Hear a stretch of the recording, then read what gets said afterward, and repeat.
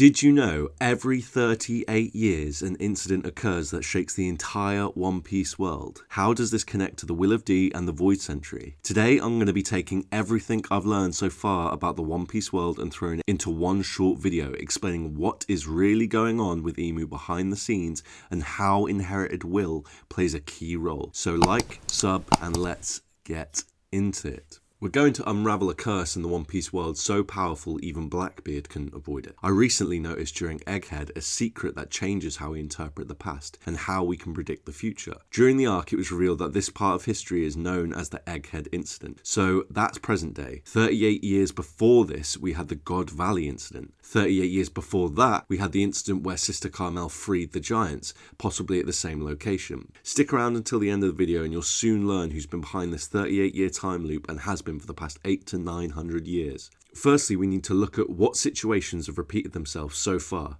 For example, we know Marineford is a direct parallel to what we are seeing right now in Hachinosu. One of the more popular theories on this channel is that Marineford was a repeat of the God Valley incident. So is Hachinosu going to be another case of this same time loop? Also, we see the case with inherited will. Oda has made it clear to us that significant wills and dreams have been passed down over generations, sometimes with hundreds of years going by until the dream is fulfilled. This is what we see with the Will of D. Devil fruits are redistributed after death, meaning they too have a cyclical nature. This idea of cycles is something Oda has highlighted in potentially the most important SBS of all time. But anyway, let's take a deeper look at some of the more significant events that seem to be stuck on repeat. Starting with the Void Century, we have a time frame of 800 to 900 years, around which time we know Joyboy was about. Also then we have the flooding of Wano, the construction of the Iron Giant, creation of the ancient weapons, destruction of Shandora, and the building of the Noah. 800 years later, Luffy, who we know has inherited Joyboy's will, visits Wano, sees the Iron Giant on the ancient island of Egghead, meets the ancient weapon Poseidon, discovers Shandora, and takes on the Noah. This is why Charlie was seeing someone with a straw hat destroy Fishman Island and assumed it was Luffy. She saw Joyboy's will. Also, we have Ryuma and Zoro having an 800-year connection, Toki jumping forward 800 years, Sunisha's punishment starting 800 years ago, and the Gomu Nomi was active. If we want to get really crazy, check out how many moons were on the orrery at Ohara.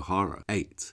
Now there's only 1. Maybe one was destroyed every 100 years for some reason. Anyway, it's not a coincidence these situations repeat themselves 800 years later, and all within a couple years of each other. An important example is the weird changes we see in sea levels that occur frequently throughout history. We don't know much, but we know Alabasta is a desert with a raised capital, suggesting their sea level is currently low. Wano has water levels that are so high the residents rebuilt their city on higher ground. And finally, Tom wanted to turn Water 7 into a ship due to rising tides threatening the inhabitants of the island. Long Ring Longland illustrates the flooding theme, with people segregated from each other at certain times of the year due to changing tides. The theme of flooding will likely be brought back around, with the Noah being used to save entire populations. There are far more subtle examples as well, such as broken horns. The breaking of a horn is symbolic in myth for the overthrowing of power, which we see with the Iron Giant, Kaido, Onigashima's skull, Ja Rule, and the bull Luffy rides on during the Colosseum fight. So we see the physical act repeat itself over decades. Notice giants always have ties to ice. We see giants frozen during Thriller Bark, and a frozen Oars there too. The Yeti Cool brothers are 2 giants guarding an ice island, and Sol was frozen by Akiji. So with all these repeating occurrences, what could explain such a phenomena? We can look at Oda's core theme of inherited will to explore further. There's a mysterious power in the One Piece world where ideals, dreams, and souls can reappear within individuals and locations over time. For example, Enel looks similar to a person depicted on the moon murals, and it turns out he happens to have the devil fruit ability required to activate the city's energy sources, which in turn revives the automata stationed there. It's even weirder that the automata are even up there to begin with. After the death of Tsukimi, meaning Moonwatcher, his own automata went to the moon to avenge him. This isn't coincidence. There's certainly threads within One Piece using subplots to tell the tale of a cycle occurring deeper in the story. But what if this mysterious cycle is in fact a curse? Maybe the Will of D is in fact a burden. I theorize inherited wills can't properly rest until they're fulfilled, rather than your will moving on to the trees, like we see in the One Piece world. Instead, your will or soul is bound to return. This would explain why, except for places Luffy's visited, the majority of the world has no recollection of Joyboy. Emu is trying to stop Joyboy's will from returning. This ties into what we hear about people being forgotten in the world. Impel Down, level 6, is where the worst are sent to be forgotten, which is an important feature too, but I'll touch on that later. So this leads us to ask why and how the power of inherited will even started. Vegapunk was researching technology of the highest secrecy, ultimately discovering mysteries that led to the world government attempting to finish him. These secrets we know involve poneglyphs, objects that are imbued with will, which we know from the voices they emit, heard by very few characters. We know they're indestructible, but somehow Wano stonemasons had a way of carving them. I say somehow, but I'm pretty confident the masons used haki, which is a manifestation of will in the One Piece world. This is identical to the Great Adam Tree, which is indestructible, yet we know has had wood carved from it, found on the black market and used to build powerful ships. Why can Adam wood only be found on the black market? It's because Imu wouldn't want anyone getting their hands on material that's imbued with will, I think, because these are the traces of the ancient kingdom Imu's trying to hide. I believe these will store information, key to returning the world to the balance. Quite literally what we see with poneglyphs. An even better example is the island of Ohara, a nation renowned for its knowledge of history. I believe the tree itself provided the scholars of Ohara with the information that made up their huge library, ironically found within the tree of Ohara itself. Crocus knew the name of the ancient kingdom, and for almost saying it out loud, he was deleted by the world government. So if Imu is trying to suppress the inherited will and hide the ancient kingdom, this suggests it's not Imu that put this curse on the world to begin with. Or was it? I think Imu inadvertently triggered the ancient kingdom's greatest technology in the wake of their defeat. A machine that somehow binds will to earth. A last-ditch attempt from the ancient kingdom to ensure the world is flipped the right way. This means wills are inherited until Laugh Tale is reached and used to free the world. Upon realizing this, Imu created the world government to find and destroy any trace of the ancient kingdom and its technology. The symbol of which is this, a manipulation of joyboy symbol I've discussed many times, but more on that here. So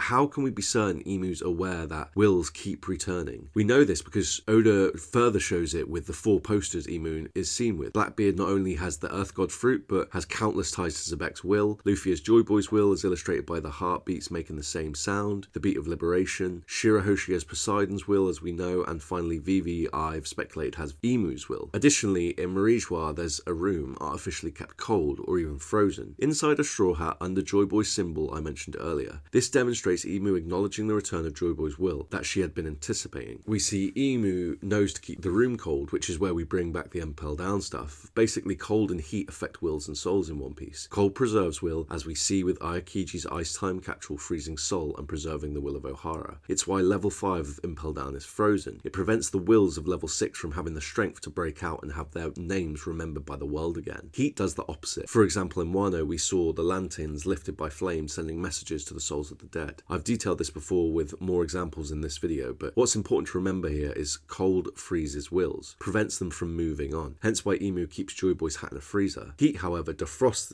these wills, making them active again. I think Imu discovered this information about how to manipulate wills after defeating the ancient kingdom from their technology. It's possible that the technology being used to curse the world and bind wills to Earth involves ice or cold as well. So will the Straw Hats break this curse? There's many references to flames in the story at the moment, mostly tied to Ohara. Killer Soul, Saturn all share burn marks, and events like the Ohara incident are shown to be very fiery. But what I want to bring up is what the genius Vegapunk spoke about, an ancient technology called the Eternal Flame. Shaka stated it was an energy source that could upend the modern world. It was also said that the whole of Egghead, which is also an ancient island, runs on fire. Now, Roger's descendant was Ace, a baby that was hunted in a world government purge. Evidence Imu was trying to suppress inherited wills, specifically the will of D. Ace survived and wanted to get the mirror. Yes, Roger's son had the flame fruit. This again isn't coincidence. Ace was thought by Roger to be destined to become Joyboy, or his incarnation, and made sure he received the flame fruit to activate the eternal flame source himself. Roger likely learned about the eternal flame while at Laugh Tale, which is why he said he wished he lived in Joyboy's era, the time the last flame was ignited. This indicates that the eternal flame is involved in Roger's will, which was inherited by Luffy. When these significant wills are in the right place at the right time, the wills act as keys, opening an opportunity to the king of the free world, the Pirate King. There will be a true history of the world, including the fact deep within Marijois, the eternal flame is being guarded. Luffy will have a choice to either free the world or plunge it into darkness, a theme presented in countless titles from Game of Thrones to the Bible, usually portraying duality. Luffy will instead make the third choice to return to Marijois and save Vivi, who I think will be captured by Imu. Blackbeard will cause chaos across the whole globe with Pluton, as I talked about here. After Imu is defeated, the world government will team up with the Straw Hat and fleet to take on Blackbeard and Xebec's enormous power, like in God Valley. The Yami and Gomu are twins, and will likely come together in the greatest clash in One Piece history. I could even see Luffy and Blackbeard working together to beat Xebec at the very, very end. This will cost them both their lives. While their wills and dreams will be realised, Blackbeard would have destroyed the world as we know it, Luffy will have secured liberty for the people of the world. The ultimate purpose of the Gomu. Sabo will then use the mirror to ignite the Eternal Flame on Ace and Luffy's behalf.